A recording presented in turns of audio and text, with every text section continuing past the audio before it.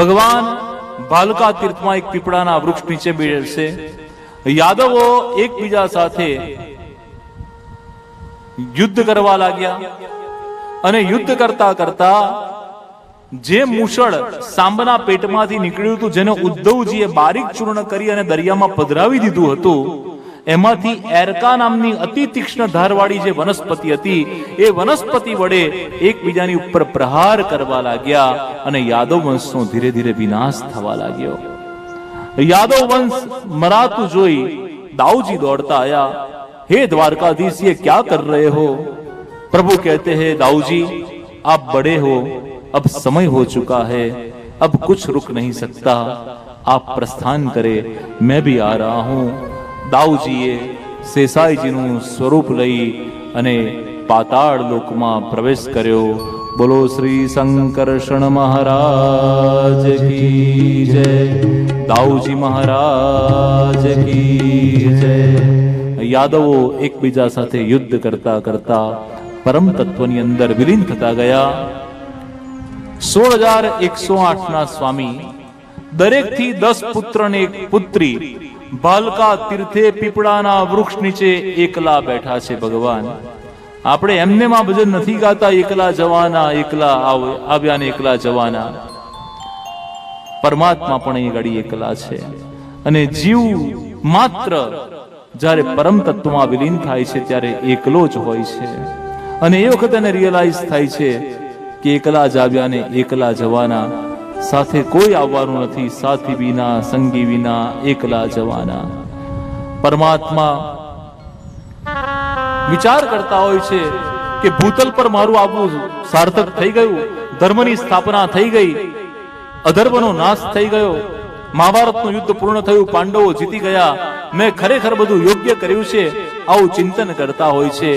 આ તરફ જરા નામનો પારધી મુસળમાંથી અતિ તીક્ષ્ણ જે લોખંડનો ટુકડો નીકળ્યો એનું તીક્ષ્ણ તીર બનાવી અને શિકારની શોધમાં નીકળ્યો હતો. સરસંધાન કર્યું છે, શિકાર શોધી રહ્યો છે અને પ્રભુએ પગની જ્યાં આંટી વાળી છે, પ્રભુના ચરણારવિંદમાં એક ચરણમાં 8 અને એક ચરણમાં 9 ચરણ ચિહ્ન છે. ચરણની અંદર એને પક્ષીની, કોઈ પ્રાણીની આંખ દેખાઈ, કોઈ પશુ પ્રાણીની આંખ જાણી અને સરસંધાન કરી જરા નામના પારધીએ તીર છોડ્યું છે. તીર આવી અને પ્રભુના ચરણને સ્પર્શ કર્યું છે. જરા નામનો પારધી દોડતો આવ્યો, પ્રભુના જોઈ, રક્તની ધારા જોઈ અને અશ્રુધારા સાથે કહેવા લાગ્યો કે પ્રભુ મને ક્ષમા કરો, મને લાગ્યું કોઈ પશુ પ્રાણીની આંખ છે. જરા તું જરાય ચિંતા ન કર, આ કર્મનો સિદ્ધાંત છે, મેં તને નિમિત્ત બનાવ્યો છે. તું ગત જન્મમાં વાલી હતો, હું રામ હતો, મેં એક વૃક્ષ પાછળ છુપાઈને તને તીર માર્યું હતું. એ જ વાલી આજે તું જરા બન્યો છે અને એ જ રામ આજે હું કૃષ્ણ બન્યો છું. આ કર્મનો સિદ્ધાંત હું ચરિતાર્થ કરું છું. જરા મને એકાંત આપ. જરાને ભગવાને કીધું કે હું તને, મને તીર માર્યું એટલે નરક નહીં આપું, હું તને ગોલોકધામની પ્રાપ્તિ કરાવું છું.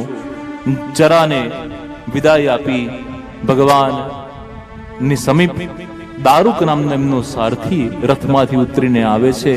હે દ્વારકાધીશ, ये कौन सी लीला कर रहे हो? મને પણ મારી સાથે લઈ જાઓ, તમે મને હંમેશા સાથે રાખ્યો છે. दारुक, अब नहीं, अब न अश्व की जरूर है न रथ की जरूरत है. आप द्वारका जाओ, उद्धव जी के साथ जाकर सभी द्वारका वासियों को सुरक्षित तरीके से हस्तिनापुर प्रस्थान करवाओ.